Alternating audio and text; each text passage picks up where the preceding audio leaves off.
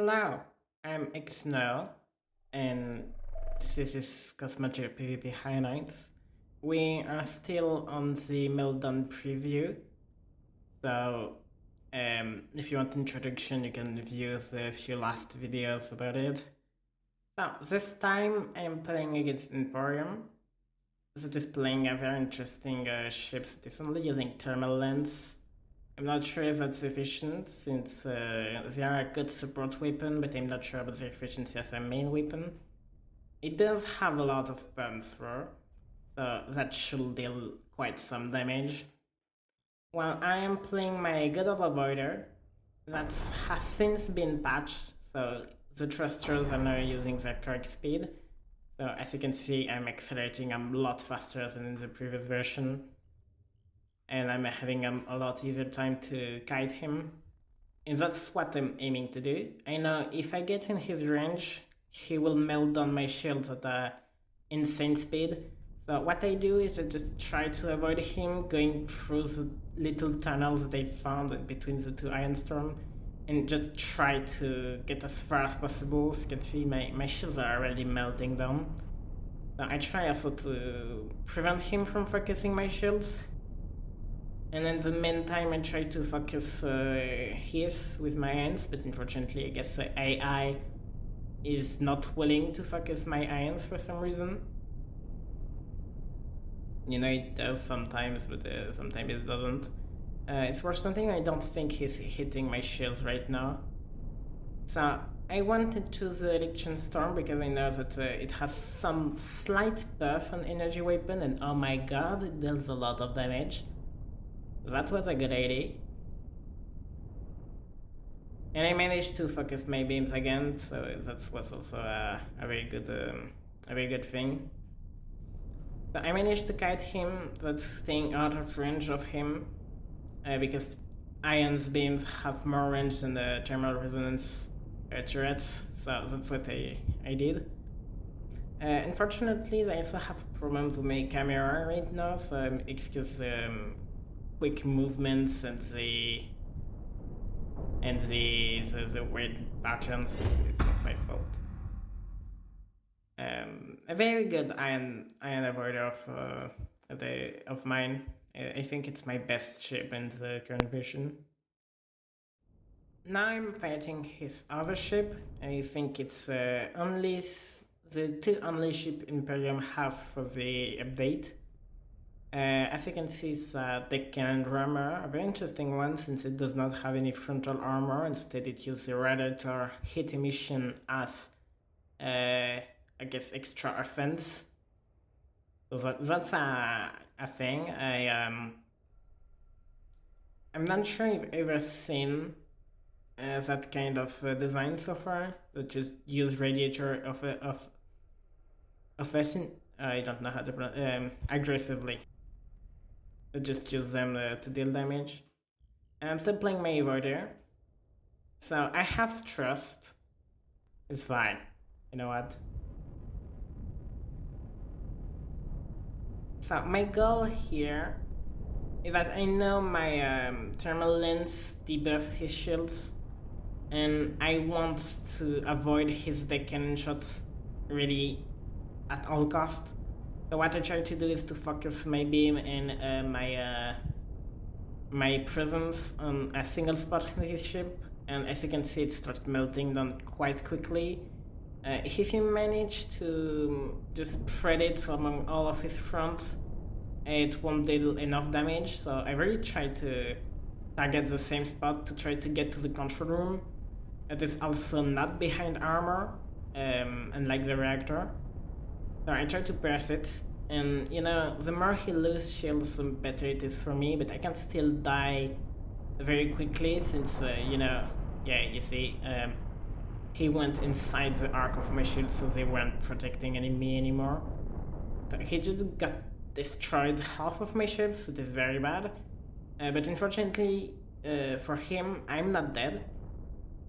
And fortunately for me, he is quite burning down. I've let a lot of damage. So I've managed to re-enable my ships by disabling the side and using this control room to power everything.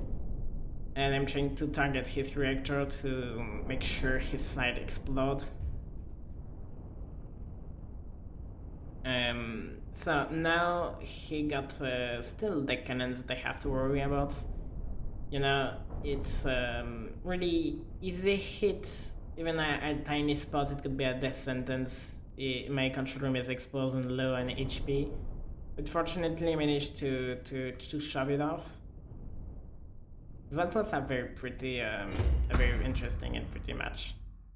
Next, I'm playing against my first new opponent of the afternoon. That is New, who helped me build the ship. That is a tech cannon trap. And he's playing a very casual Iron Rimmer. So, you know, my goal as a trap is to try and get around him, and his goal as a Rimmer is to try to focus down on that trap and kill it. Unfortunately, he decided to turn away, probably because he was scared from the two other traps. This is a very bad thing for him. You shouldn't be scared about traps. If you can outrange them, if you can outspeed the traps, you shouldn't be scared. You shouldn't let yourself be surrounded like that. So now he should ideally just focus on this trap, for example, and just not let it go until it dies. And unfortunately, he got his reactor killed by because he wasn't reactive enough on the first engagement.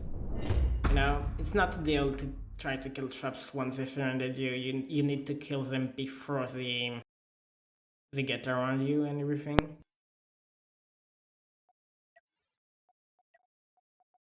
Now, we're a few days later than the previous match. There's a few things that have changed, but not really anything relevant, like some little parts that got statistics buffed or some nerfed. For example, the radiator are now taking up control points. You can see they use 5 each. From me, it does not impact my ship whatsoever because I just added 2 cockpits without any issues. But from others, it was a really huge change that made them rebuild entire ships and everything. So there was some change, not really much. So anyways, I'm playing against Elliot, that is playing he's new at the game. He's playing a new avoider that I've never seen, a new kind. Um, it has a very interesting thruster layout. I really like how new players build ships. It's always interesting and lovely. Then I don't think his thrusters are overclocked, which may be why he's quite slow. He has a lot of weapons, but he does not have overclocked land shields, which are nearly mandatory in this preview. I believe that overclocked land shields is the best way of defense currently available in the game. I think it outclass armor. Not sure. I think armor is still very strong, but armor makes you very slow. And you know, in the customer meta, it's good to be fast. Look at how fast I am. I'm moving in blazing speed. I'm trying to get around him. So I have the thermal resonance threat. So as you can see, I can very easily pierce the shields at a very insane speed and just destroy the reactor behind. While they does not make any damage on my shield if I zoom on it. As you can see, I haven't lost. I have lost like what 3 batteries on all of my shield's capacity. So I've really lost very little HP. So that's why you run thermal resonance turrets. They deal a lot of debuff on shields and also armor, so you should never underestimate them. Even though their raw damage is quite low comparatively. Like, it's a support weapon, it's not one that is supposed to be main weapon. I just hope the microphone quality is a little higher. I've tried moving it closer, like further from the keyboard and everything. So, anyways, I'm playing my ship. This is a new ship of mine. It's I guess a missile barge. It's one that can reverse in both directions. I have a lot of armor and I have a lot of missiles. And now he will fight me playing my V1.1. I did not really have any names for this thing. I guess it should be worth mentioning the armor layout that I have. As you can see, I have a lot of holes. And I have enwaved armor. This is bad, but I don't care. So I have a lot of holes. And this is to prevent the thermal resonance threat to really penetrate through my hull because they cannot spread the hit through void. So when he will try to hit my armor, it will only touch the front layer and not anything behind. So for now, he does not even have the range to use his thermal runs turret. So I'm just firing my missiles while trying to kite him. I'm going a little slower than him at like 70 ms, and he's going like 90. So I'm firing my missiles. I'm targeting my missile on his corner, like you see, because I know that if it does not move, it will reach his rear, and I'm aiming to destroy the radiators. So I was aiming at his corner because I'm expecting the missile to arc. And even if he does turn, as you can see, he cannot fire on me while he's turning. And I have a lot of ammo, so it's absolutely not a problem to me to use some of my missiles. I'd rather him not touch my armor, because my armor is not something that will regenerate. My armor will not regenerate, and his does not neither, so the more I shoot him on the sides and everything, the closer to death he is. You can see I've already cut off a lot of his radiators and his thermal batteries are filling up slowly. And I'm not sure why he's not using his turret. Maybe it was noise. I don't see a reason. Maybe he's worried about the heat efficiency. And like here he forfeited because I hit his thrusters and he just abandoned, I guess. So that's a GG. It's unfortunate that we did not see reactor explosion throw. So now, Yuki told me this is a kite. Actually, it's not a cruiser. He considers this a kite. So a kite is a ship that tries to stay right out of your range or right at the tip of his range, and he try as much as possible not to get close. He tried to get as far as possible. But as you can see, I guess he will try to just get there and not move, or he will try to run me because I'm also a kite and I have more range than him. I'm not exactly a kite, but I can kite quite a lot actually. So as you can see, I'm not moving toward him. I know I'm having the advantage with all of my missiles. He's the one that have to worry about movement, not me. I'm worrying more about how I target my missiles to have them move in the way I want them to move, to try to have them always fire at his rear. So you see, like I have a lot of them going through his left corner, so this one, and another part of my missile is going to target it toward his right corner, sorry. That way I have a lot of missiles scattered around. And, you know, it's getting very, very good for me because if he can turn away from my missiles, he's not hitting me. Like there, you see? He's not firing on my armor anymore. He's just trying to get off my missiles. So that's very good for me. And even if I hit his flanks, he does not have infinite armor. So slowly but surely I'm showing him. And I'm sure he will eventually die.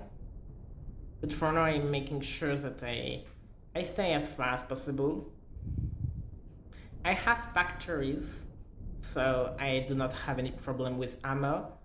But my factory cannot reliably sustain my launchers.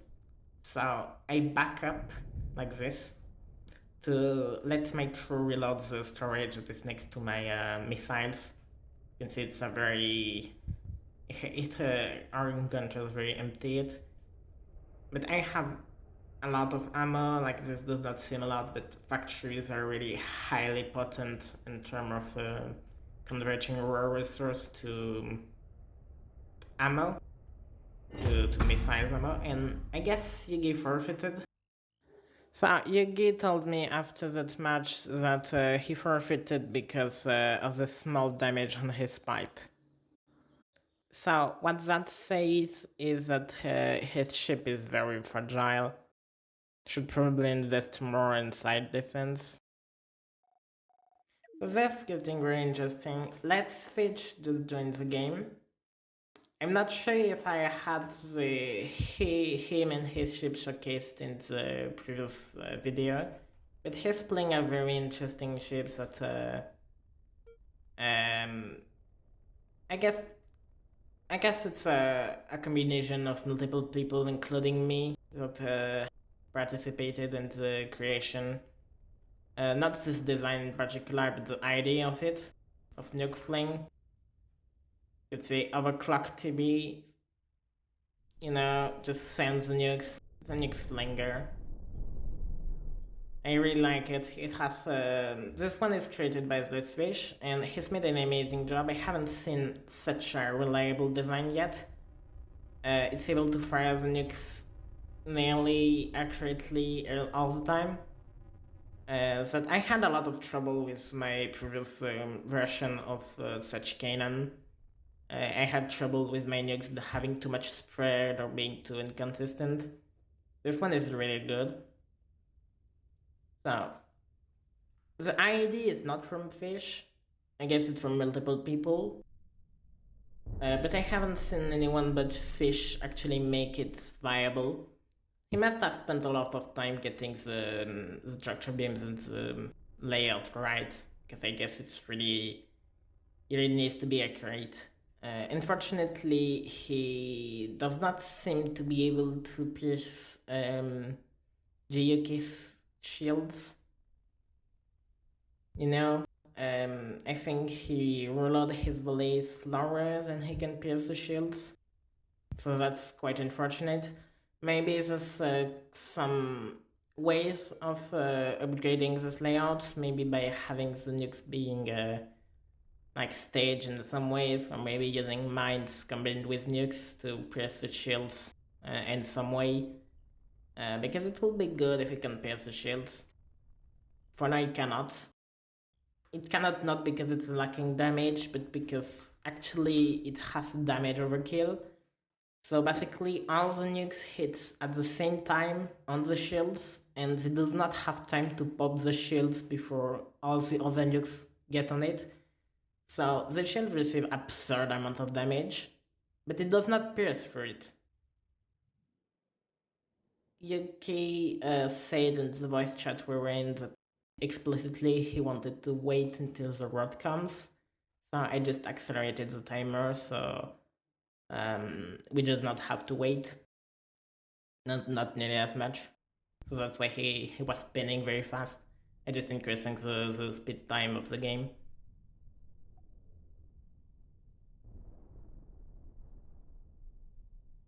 He got some of his batteries cut off, but not anything bad. Most of the nukes really got in between me and G. Okay, that was really a nice shot, but missed. Now we will have them stall a little bit around this very work because Yuki is very scared. legitimately, but like, uh, let's Fish just cannot be official. So I think it's obvious. But Yuki just does not want to try, does not want to make to be sure. So he does not want to let go of this rock. He wants to be protected. His goal is to wait until this ring of death, that we call the ring of death, or the rod for short. He waits until it closes, that it naturally does over time. You can see it moving across the screen. And like the closer this timer is to 0, the closer it will be to the center. So when you're outside the ring, you do not die instantly, you take damage over time, but you do not want to enter it anyway, so he's just waiting it to be closer to Letfish, and since Letfish has him at speed, he's hoping that the rod being closer will help him get close to Letfish, since he will not be able to run, you know? But unfortunately, Letfish just missed his shot.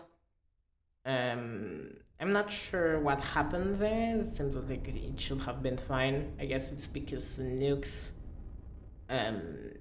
have multiple stage. They have the stage 1 with firing, and the stage 2 is when they start accelerating towards the target. And I guess in the game code it's not the same projectile or something along the line, so that's why it did not get applied. But maybe I'm wrong, I just seen the thing wrong. So this is what I meant by Yuki wants to stay inside the rod and he just watch fish outside, because fish do not want to get close. And it still did not pierce. As you can see, the shield got insane amount of damage, it got popped instantly. Anything that was touched just popped out. If it's not enough, you will need 2 volley or something like that.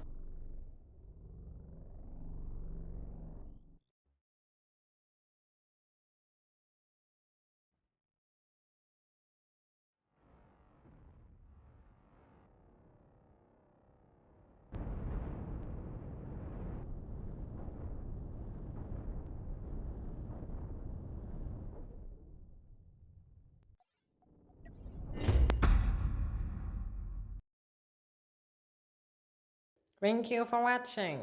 I've seen the video, and so far all my videos were meant for like non-PvP players, so I did not get too technical and my commenting. I really try to stay as much as like if someone never played Cosmology or something like that.